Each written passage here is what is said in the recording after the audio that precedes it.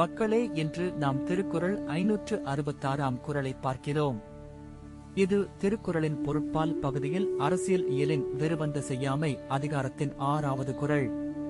கடுஞ்சொல்லன் கண்ணிலன் ஆயின் நெடுஞ்செல்வம் நீடின்றி ஆங்கே கெடும். இந்த குறள் சொல்ல வருவது என்னவென்றால், கடுமையான சொற்களை பயன்படுத்தும் நபர் எப்படியும் பெரும் செல்வம் வைத்திருந்தாலும் உடனே தாழ்வு மற்றும் துயரத்திற்கு ஆளாகும். ஏனெனில் அவன் பேச்சு மற்றவர்களின் மனதை கெடுக்கிறது. அதனால் நன்மை செய்யும் வாய்ப்புகளை இழந்து தன்னை தானே கொல்லும்.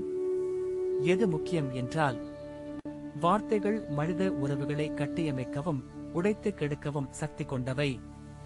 சிலர் இதை கணிக்காமல் செல்வத்தை பேசும் போது இனம் புலப்படாமல் பேசுகிறார்கள்.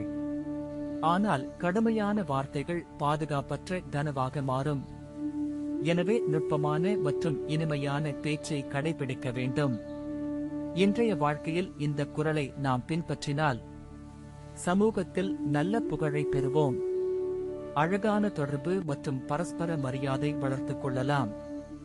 அதனால் நாம் சிந்தித்து அமைதியாக இன்பமாக வாழ முடியும். இப்போதுதான் இந்த குறள் நமக்கு தரும் முக்கிய கற்று. அடுத்த குறளில் மீண்டும் சந்திப்போம்.